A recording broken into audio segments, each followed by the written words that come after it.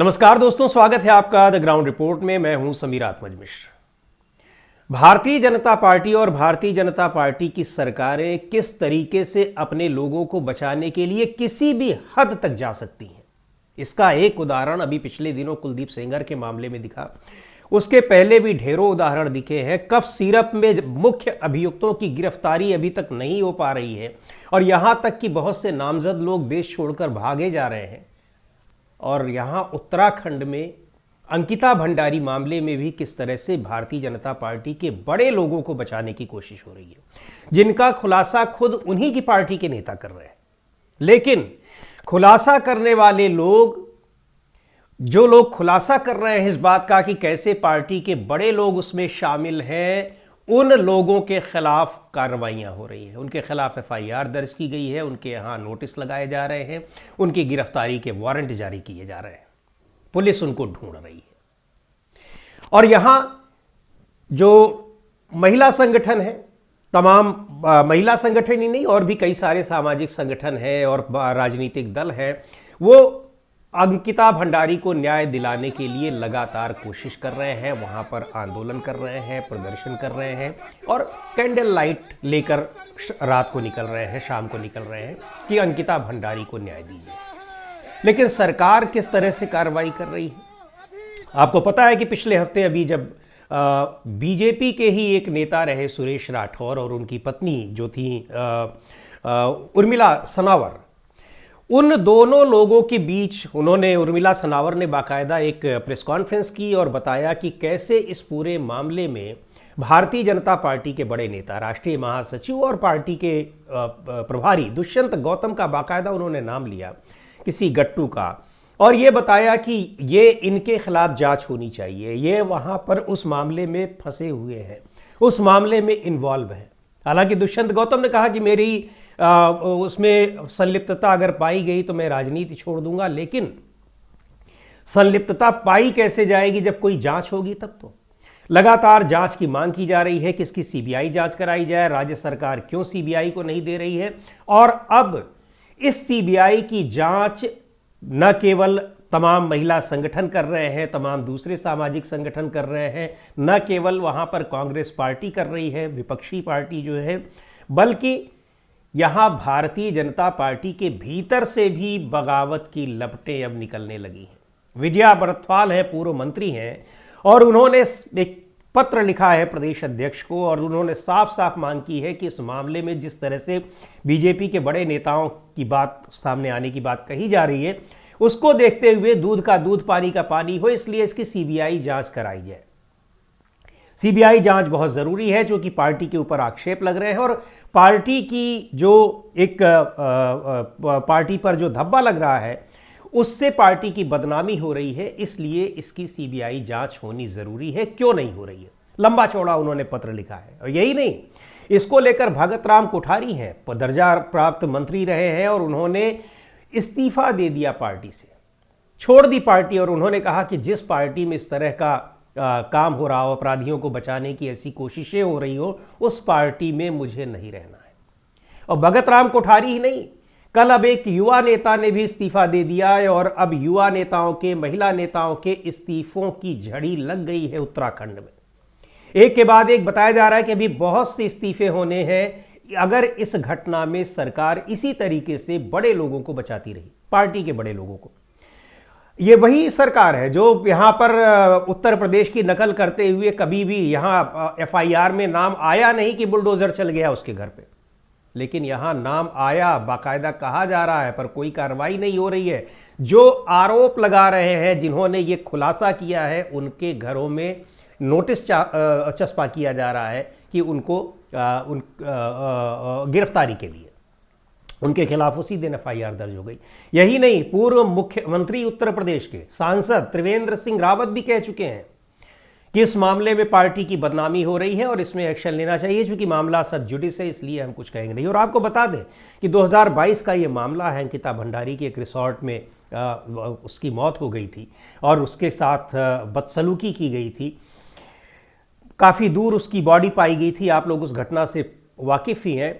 आनन फानन में उसमें उस समय भी बहुत जोरदार दबाव बना था और प्रदर्शन हुए थे, मांग हुई थी, जिस तरीके से उसकी बहुत नृशंसता के साथ हत्या की गई थी। और उसमें भी रिसॉर्ट भी बीजेपी के नेता का था, जो लोगों के नाम आए थे उसमें भी बीजेपी के नेता थे। बाद में 3 लोगों को सज़ा हुई, उसमें उम्र कैद की सज़ा हुई आनन फानन में, लेकिन बड़े नेताओं के नाम उस समय भी छिपा लिए गए और मामले पर पर्दा डाल दिया गया। लेकिन और अब जबकि उर्मिला सनावर और उनके पति, वो हालांकि उन दोनों के बीच में शायद अब सेपरेशन हो गया है, लेकिन वो दावा करती हैं उर्मिला सनावर की वो सुरेश राठौर की पत्नी है। सुरेश राठौर बीजेपी के नेता है, हालांकि बीजेपी ने उनको 6 साल के लिए निष्कासित भी कर दिया है, इसीलिए कि अब ये सारे जो जिस तरीके से वो खुलासे कर रहे हैं या उनके पास उनके सारे सबूत मौजूद हैं। पर उर्मिला राठौर की, उर्मिला सनावर की गिरफ्तारी के लिए नोटिस जारी किए जा रहे हैं और पुलिस उनके यहाँ पहुँच रही है, दबिश दे रही है। और ये कहा जा रहा है, उन्होंने कहा भी था कि मेरे खिलाफ कार्रवाई होगी, लेकिन मैं डरती नहीं हूँ, जिस दिन उर्मिला सनावर ने प्रेस कॉन्फ्रेंस की थी। और यहाँ अब सवाल यह है कि आखिर उन नेताओं को भारतीय जनता पार्टी क्यों बचा रही है? अगर वो अपराधी हैं, ये तय करेगा, न्यायालय करेगा, जांच होनी चाहिए। आप उस जांच में क्यों नहीं इस कोऑपरेट कर रहे हैं?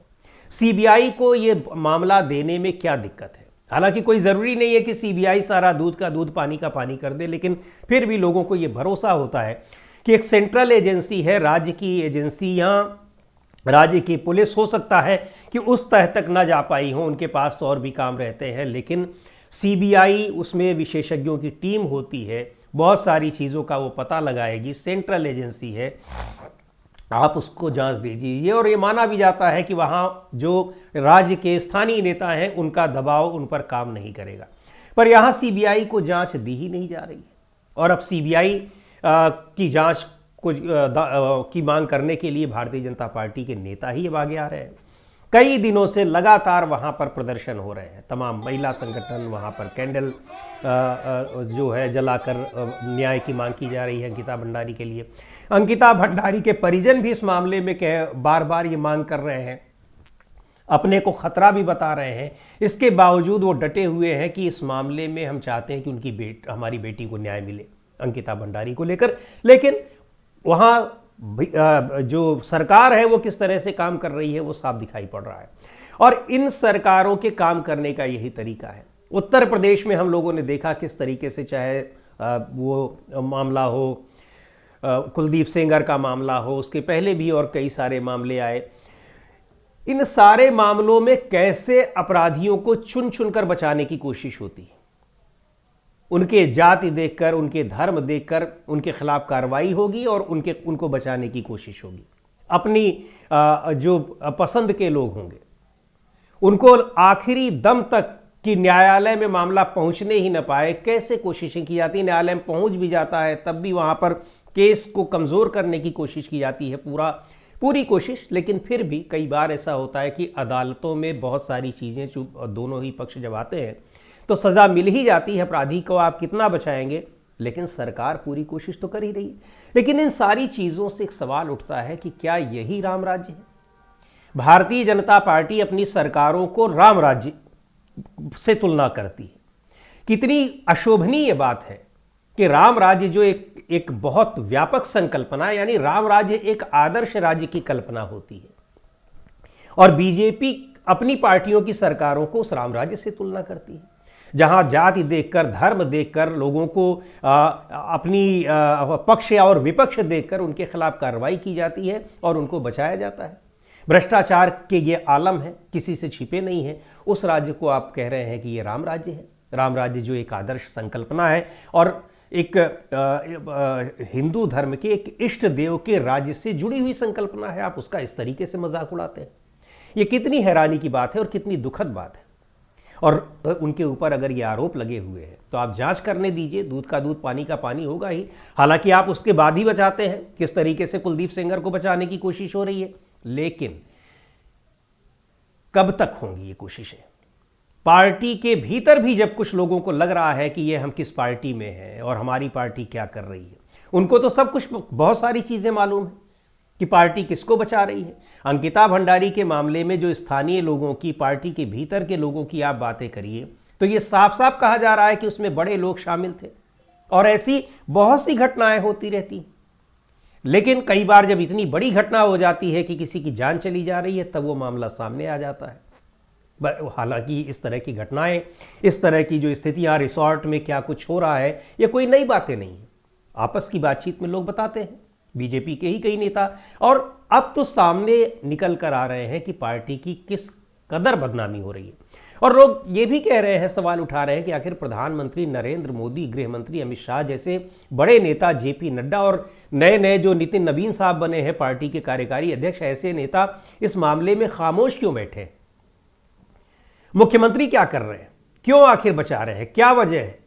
क्या सरकार में भी बड़े पैमाने पर किसी या बड़े स्तर के लोगों की उसमें संलिप्तता है? तो बहुत सारी चीजें हैं, क्या कुछ होगा। लेकिन ये इस बात का ये एक कह लीजिए कि परिचायक है कि कैसे अपने लोगों को इतने गंभीर और बड़े अपराध में संलिप्तता की खबरें आने के बावजूद उनको बचाने की कोशिशें हो रही हैं।